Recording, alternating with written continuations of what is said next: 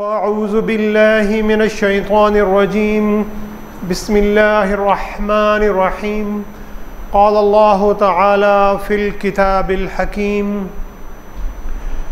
फ़इन्न मअल उस्रि युस्रा इन्न मअल उस्रि युस्रा फ़इज़ा फ़रग़्त फ़ंसब व इला रब्बिका फ़रग़ब। सामीन ग्रामी, कुरान हकीम की सूरत नंबर 94 जो कि 30वें पारे की आखिरी सूरतों में से एक बहुत ही प्यारी और एक बड़ी मशहूर सूरत है, और अक्सर इस सूरत की हम नमाज़ों में तिलावत करते हैं।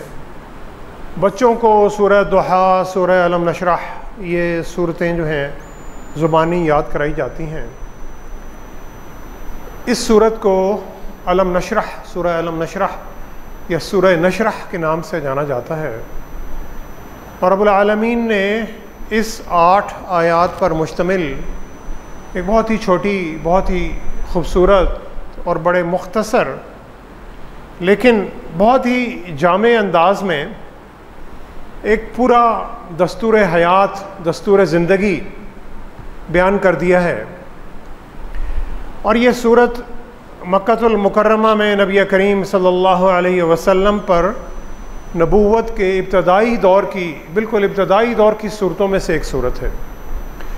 और ये वो दौर था कि जब नबी करीम सल्लल्लाहु अलैहि वसल्लम ने मुशरिकीन मक्का को जब रब्बुल आलमीन की दावत देनी शुरू की, तो नबी करीम सल्लल्लाहु अलैहि वसल्लम की मुखालफत और नफ़रत बढ़ती चली गई, और मुशरिकीन मक्का और कुफ़ार मक्का ने नबी करीम सल्लल्लाहु अलैहि वसल्लम पर मुश्किलात और तकालीफ़ के पहाड़ तोड़ने शुरू कर दिए। और नबी करीम सल्लल्लाहु अलैहि वसल्लम उस वक़्त शायद अपनी ज़िंदगी की जो मुश्किलात थी उसके एक बहुत ही इंतहाई दौर से गुज़र रहे थे, और ये मुश्किलात थी कि जो बढ़ती चली जा रही थी। आजकल की जो हमारी ज़िंदगी है, मुल्की ज़िंदगी, मुआशी ज़िंदगी, इज्तमाई ज़िंदगी, ये भी हमें लगता है कि बहुत ही एक मुश्किल हालात का और मायूसी का शिकार है, और हम मायूसी की और मुश्किलात की एक ऐसी दलदल में जा रहे हैं कि जिससे निकलने का कोई रास्ता नहीं। लेकिन सामीना गिरामी, नबी करीम सल्लल्लाहु अलैहि वसल्लम की और तमाम अंबिया अलैहिस्सलाम की ज़िंदगी में जो मुश्किलात आईं और जो हमारी आज की मुश्किलात हैं, इन मुश्किलात का कोई मवाजना नहीं। यानी उनकी जो मुश्किलात थी वो हमारी मुश्किलात के मुकाबले में 1000 गुना या लाखों गुना ज़्यादा बड़ी मुश्किलात थी।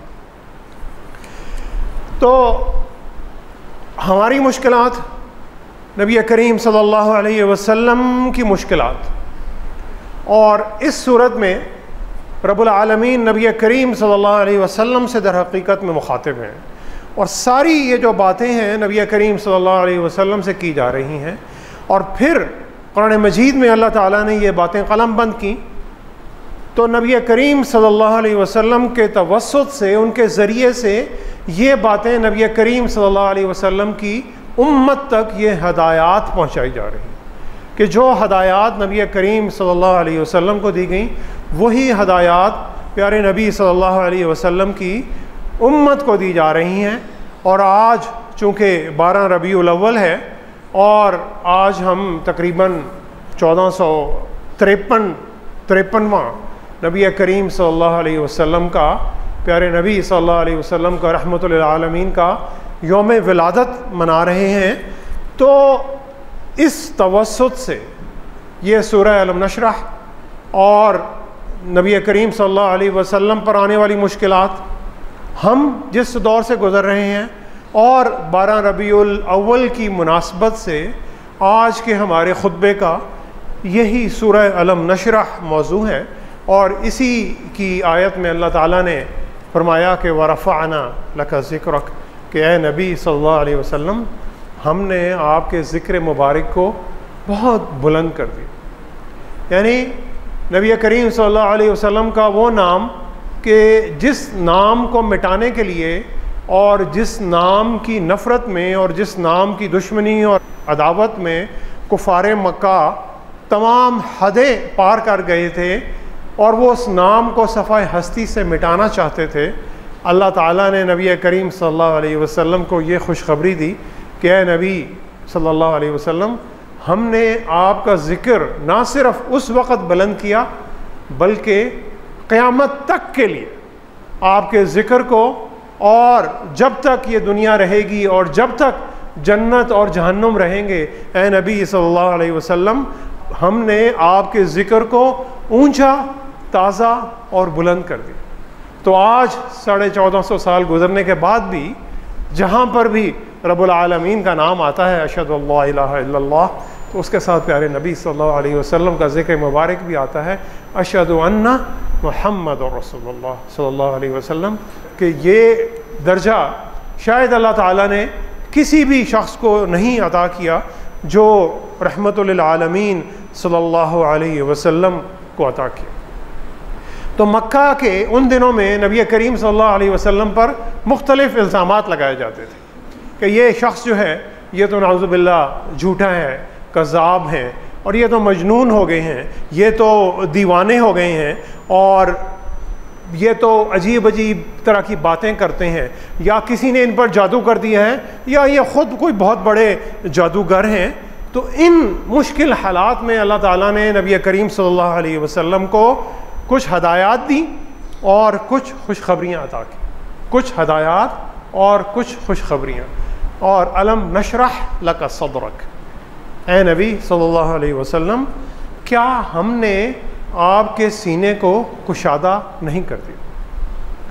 अब सीने को कुशादा करना अरबी ज़ुबान में इसका जो मफ़हूम है कि बंदे के, इंसान के दिल को चैन, सुकून और इत्मीनान और सलामती अता करना। यानी हालात कैसे भी हों, इंसान का जो दिल है वो अमन में है, घबराहट में नहीं है, गुस्से में नहीं है, किसी हिजानी कैफियत में नहीं है, बहुत ही कोई जज्बाती कैफियत में नहीं है।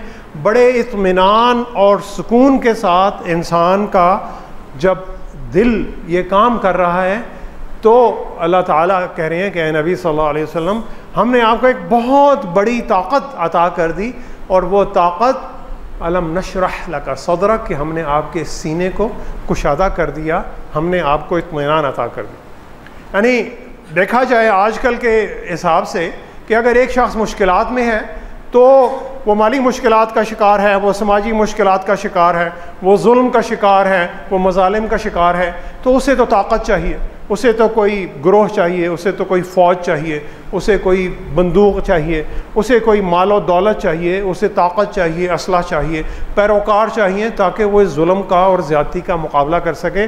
अल्लाह ताला ने यहाँ पर कोई ऐसा साजो सामान नबी करीम सल्लल्लाहु अलैहि वसल्लम को अता नहीं किया, लेकिन उससे भी बहुत बड़ी एक ताकत कि जिसे सुपर ताकत कहा जाता है, अलम नशरह लका सदरक, कि ऐ नबी सल्लल्लाहु अलैहि वसल्लम, हमने आपके सीने को कुशादा कर दिया। और यही वो शरह सदर है कि जिसकी दुआ हज़रत मूसा अलैहिस्सलाम ने जब वो फ़िरऔन से मिलने के लिए, जब अल्लाह ताला ने हुक्म दिया कि इज़हब इला फ़िरऔन इन्नहु तग़ा, कि आप फ़िरऔन के पास जाएं और उसे अल्लाह का पैगाम दें कि वो बड़ा सरकश हो गया है, तो हज़रत मूसा अलैहिस्सलाम ने भी कोई लाओ लश्कर नहीं मांगा, और उन्होंने भी कहा क़ाला रब्बि इश्रह ली सदरी, ऐ मेरे रब, मेरा सीना कुशादा कर दे, मुझे इत्मीनान दे दे, मुझे सुकून दे दे, मुझे हौसला दे दे, और मुझे खौफ पर काबू पाने की वो सलाहियत अता कर दे, ताकि मैं अपना जो भी मेरा नुक्ता नज़र है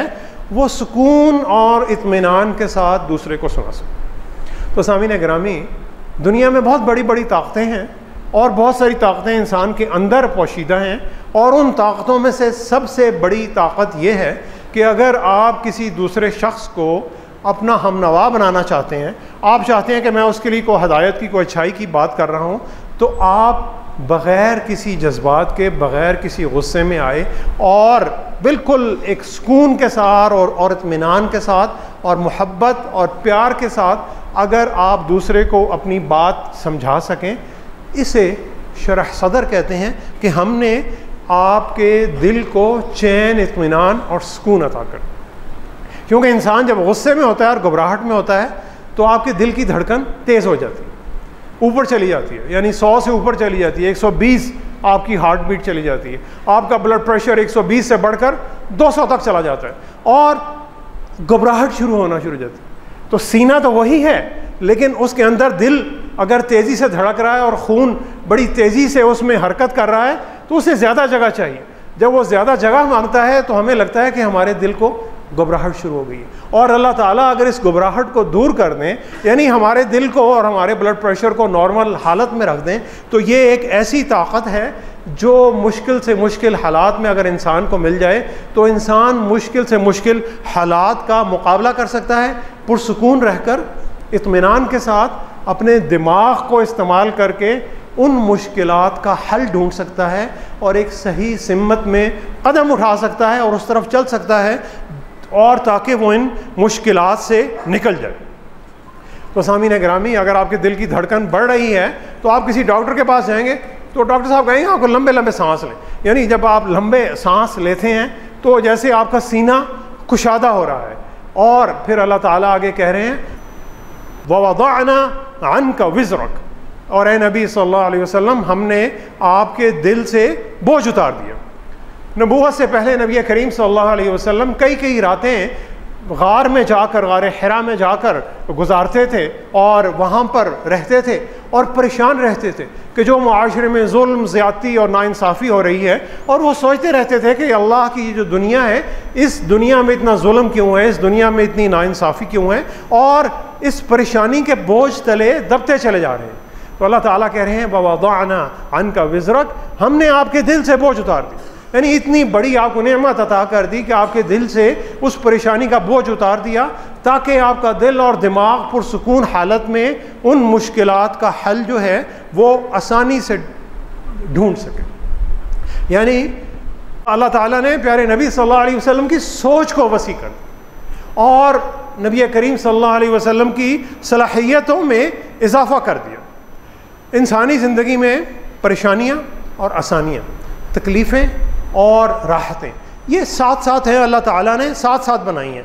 लेकिन जब अल्लाह ताला किसी भी बंदे को परेशानियों का मुकाबला करने की सलाहियत अता कर दें तो वही परेशानी उस बंदे के लिए आसानी बन जाती। जैसे हमने किसी बंदे को साइकिल या मोटरसाइकिल बचपन में चलानी अगर नहीं आती, और जब साइकिल सीखनी हो तो कितना खौफ होता है, डर लगता है कि मैं साइकिल सीखूँगा तो मैं गिर जाऊँगा, या मोटरसाइकिल सीखूंगा तो मैं गिर जाऊंगा, और वो खौफ हमें आगे नहीं बढ़ने देता। लेकिन जब इस खौफ पर काबू पाकर हम साइकिल या मोटरसाइकिल चलाना सीख लेते हैं तो वही काम जो ज़िंदगी का एक बहुत मुश्किल तरीन काम लग रहा होता है वो काम बड़ा आसान बन जाता है।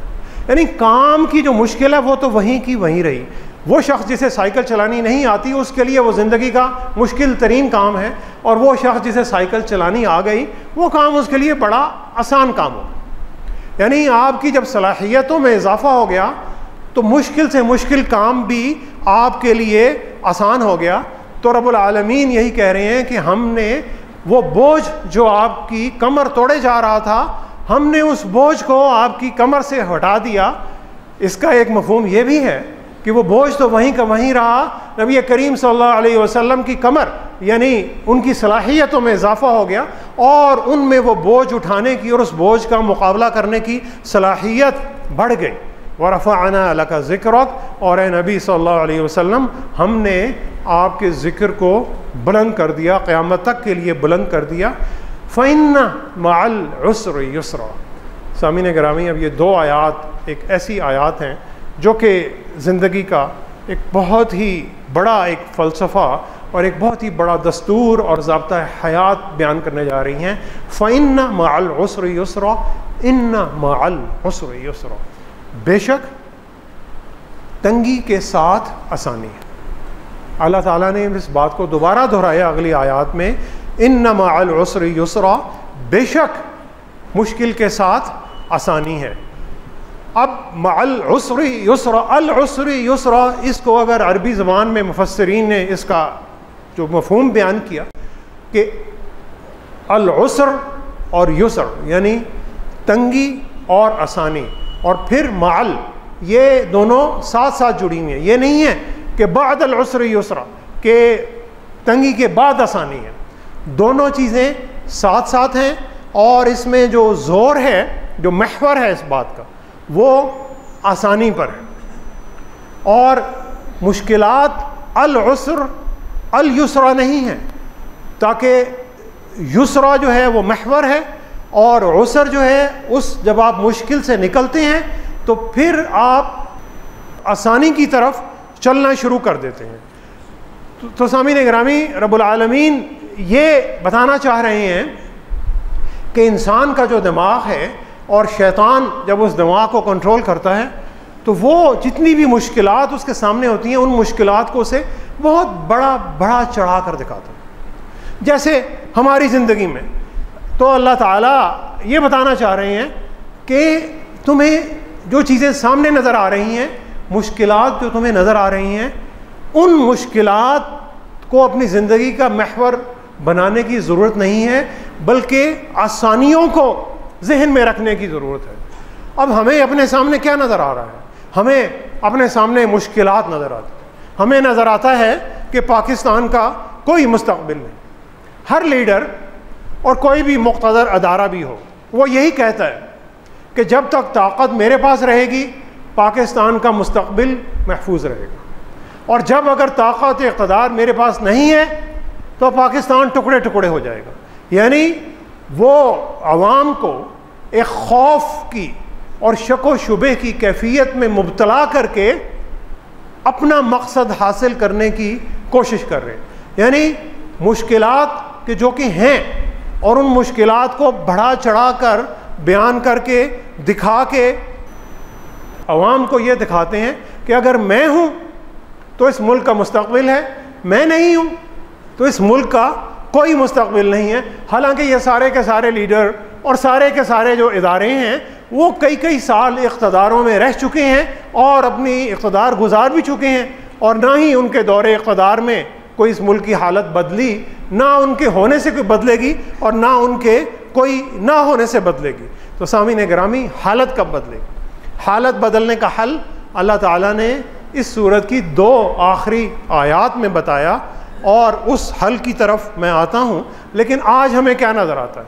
आज हमें माशी मुश्किलात नज़र आती हैं, आज हमें महंगाई नज़र आती है, आज हमें बेचैनी नज़र आती है, आज हमें कत्ल व गारत और अफरा तफरी और जराइम नज़र आते हैं, आज हमें दूसरे लोग मुश्किल नज़र आते हैं, आज हमें इंडिया मुश्किल नज़र आता है, आज हमें इसराइल एक मुश्किल नज़र आता है, आज हमें अमेरिका एक मुश्किल नज़र आता है। हमारे जो ख़ानदानी दुश्मन हैं जिनसे हमारी अदावतें और नफ़रतें चल रही हैं, वो हमें एक मुश्किल की सूरत में नज़र आते हैं। हमें बिजली का बिल देना एक बहुत बड़ी मुश्किल नज़र आता है, हमें बच्चों का मुस्तकबिल बहुत मुश्किल नज़र आता है, हमें घर का ख़र्चा चलाना बड़ा मुश्किल नज़र आता है। ये अल-उसर है। लेकिन इसी अल-उसर के साथ अल्लाह ताला ने जो महवर बनाया वो युसर को बनाया। वो युसरा है, वो युसरा नज़र नहीं आती, वो एक आसानी है जो छुपी हुई है। उस आसानी को ढूंढ कर निकालना है। तकलीफ़ नज़र आ रही है, हर शख्स अपना दुख दूसरे को बयान कर रहा है, हल नहीं बता रहा हो।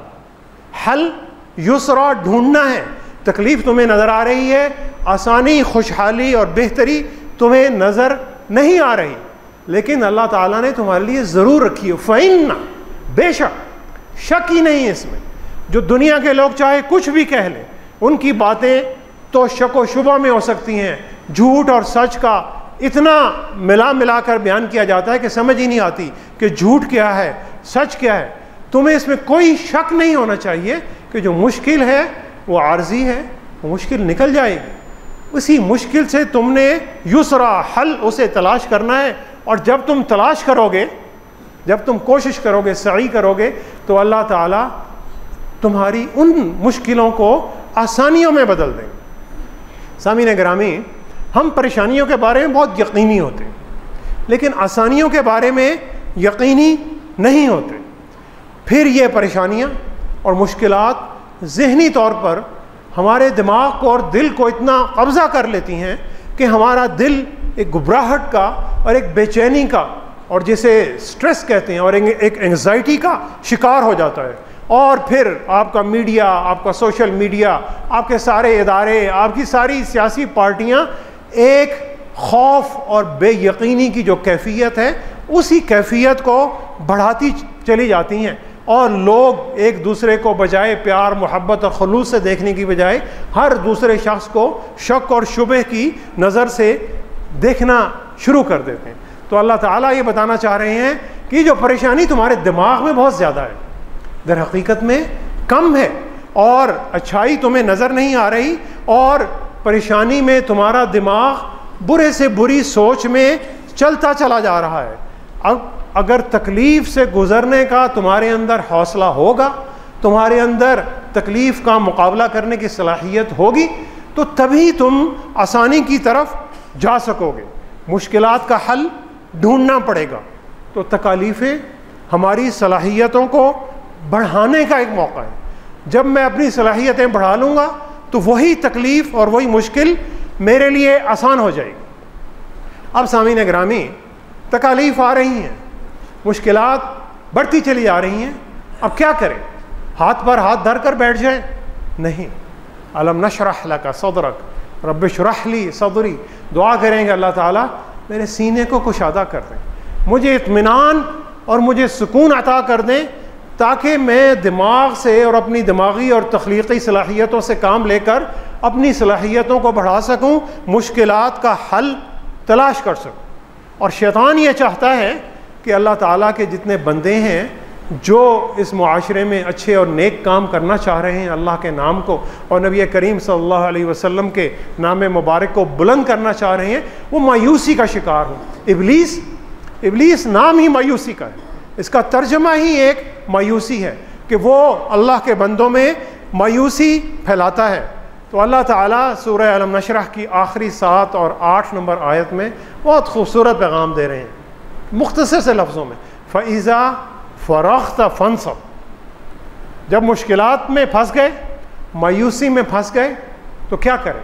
फ़इज़ा फ़रग़्त फ़ंसब, जब आपको अपने फ़राइज़ से फुर्सत मिल जाए, फ़ंसब तो सख्त मेहनत करें, अपने आप को थका दें, यानी इतनी मेहनत करें कि फिर आप बिल्कुल थक कर चूर होकर गिर जाए। कब करें? फ़रग़्त, जब आपके पास फ़राग़त हो, यानी फ़राइज़ जो हैं, फ़राइज़ क्या हैं?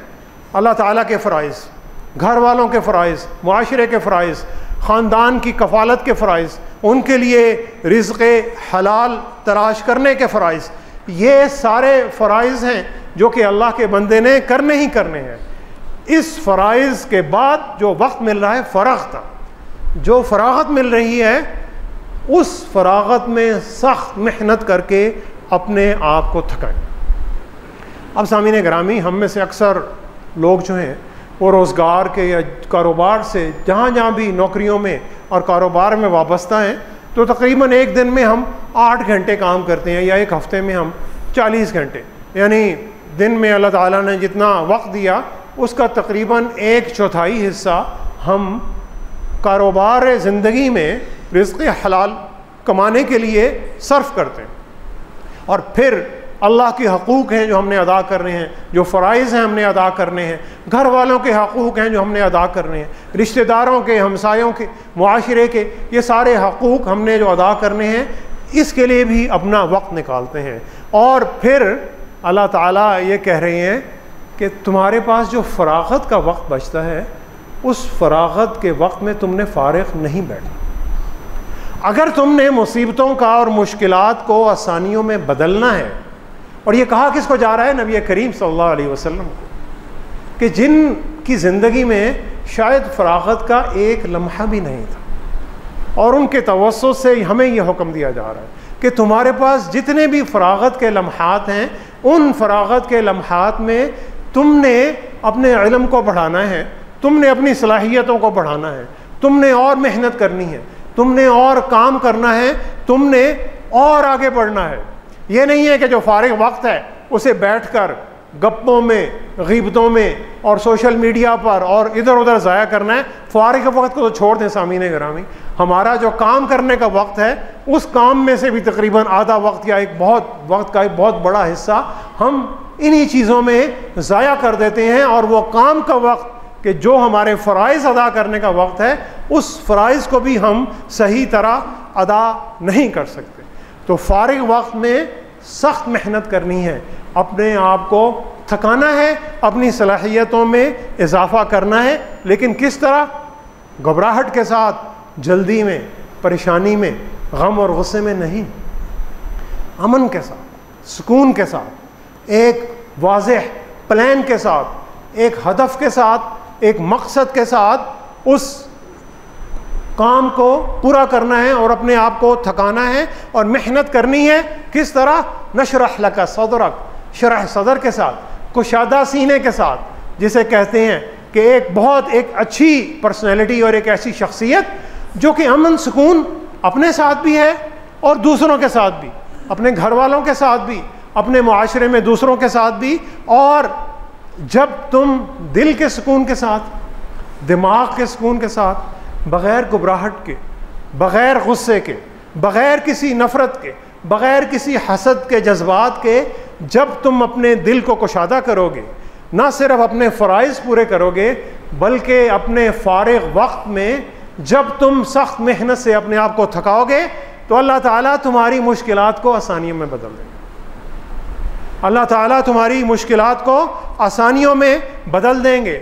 ये मुश्किलात को आसानियों में बदलने का नुस्खा अल्लाह ताला यहाँ पर सिखा रहे हैं, नबी करीम सल्लल्लाहु अलैहि वसल्लम को सिखा रहे हैं कि फ़ारिग वक्त में कोई नया हुनर सीखो, कोई पार्ट टाइम कोई स्किल सीखो, कोई नया काम सीखो, जो काम कर रहे हो उस काम को और बेहतर करने का तरीक़ा सीखो, और अपने अखलाक में, अपने किरदार में और अपने ईमान में और इजाफ़ा करो और उससे बेहतरी करो। अल्लाह ताला तुम्हारे रिज़्क़ को भी बढ़ाएंगे और तुम्हारी परेशानियों को अल्लाह ताला आसानियों में बदल देंगे।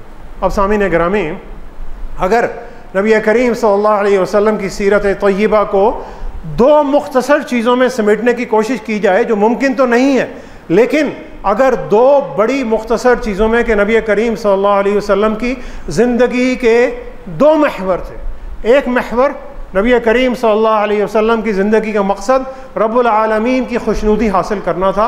नबी करीम सल्लल्लाहु अलैहि वसल्लम अपनी ज़िंदगी का बहुत बड़ा हिस्सा अल्लाह ताला को खुश करने में सर्फ करते थे, फ़राइज़ अदा करने, अस्कार करने, इस्तग़फ़ार करने, तौबा करने और नफल करने और इबादत करने में नबी करीम सल्लल्लाहु अलैहि वसल्लम की ज़िंदगी का एक बहुत बड़ा हिस्सा सर्फ होता था।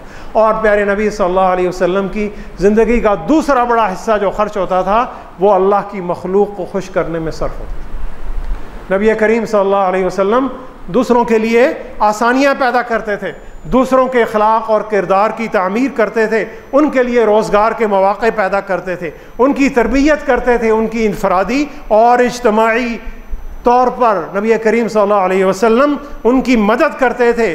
और नबी करीम सल्लल्लाहु अलैहि वसल्लम की सारी तालीमात का महवर अपनी उम्मत के लिए एक इंसाफ वाला, एक अमन और मोहब्बत और खुशहाल मुआशरे की एक तामीर करना था।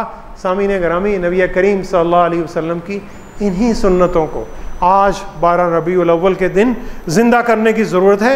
मुसलमान की ज़िंदगी भी यही है, अल्लाह के फ़राइज़ पूरे करना और फिर घर वालों के और मुआशरे के फ़राइज़ पूरे करना और अपने ख़ानदान की कफ़ालत करना और दूसरों की मदद करना, और फिर जो फ़ारिग वक्त मिल जाए उस फारिग वक्त में सख्त मेहनत करना, अपने आप को थकाना। तो सामीन गिरामी, जब हम अपना फारिग वक्त किसी तामीरी कामों में सर्फ करेंगे तो फिर और इसमें थकाएंगे अपने आप को, फिर ही अल्लाह ताला हमारी परेशानियों को आसानियों में बदलेंगे। और जो पायदार तब्दीली है, जो कि रहने वाली तब्दीली है, वो अंदर से आती है, वो बाहर से नहीं आती, वो कोई लीडर नहीं लेकर आता, वो अल्लाह के बंदे अपने अखलाक, अपने किरदार और अपने ईमान में एक तब्दीली लाकर अंदर से लेकर आते हैं। यही तब्दीली जो शरह सदर की, जो कि सीनों को बदलती है, यही तब्दीली अंदर से आती है कि अल्लाह ताला जब इंसान के दिलों को पाक और साफ़ कर देते हैं और फिर अल्लाह के बंदे को मेहनत करने की आदत डालते हैं, फारिग बैठने की आदत नहीं डालते। और फिर यही आदत अल्लाह के बंदों की जो मुश्किलात हैं उन्हें आसानियों में बदलती है। मौलाना अल्ताफ़ हुसैन हाली ने मुसद्दस हाली में शायद इसी बात को बड़ी खूबसूरती से कलमबंद किया था। फरागत से दुनिया में दम भर न बैठो, फरागत से दुनिया में दम भर न बैठो, अगर चाहते हो फरागत ज़्यादा। फरागत से दुनिया में दम भर न बैठो, अगर चाहते हो फरागत ज़्यादा। जहाँ राम होता है मीठी ज़ुबान से, जहाँ राम होता है मीठी ज़ुबान से, नहीं लगती कुछ इसमें दौलत ज़्यादा। करो दोस्तों पहले आप अपनी इज्जत, करो दोस्तों पहले आप अपनी इज्जत, जो चाहो करें लोग इज्जत ज़्यादा। फरिश्ते से बेहतर है इंसान बनना, मगर इसमें लगती है मेहनत ज़्यादा, मगर इसमें लगती है मेहनत ज़्यादा। सामीन ग्रामी, दुआ करें कि अल्लाह ताला हमारे सीनों को कुशादा करें, अल्लाह ताला हमें दिल का इत्मीनान और अमन और सुकून अता फरमाए, और अल्लाह ताला हमें अपने फारिग वक्त में सख्त मेहनत करने की तौफीक अता फरमाए। सदक़ल्लाहुल अलियुल अज़ीम व नफ़अनी व इय्याकुम बिआयातिही व ज़िक्रिल हकीम। इन्नहु तआला जव्वादुन करीमुन मलिकुन बर्रुर रऊफ़ुर रहीम।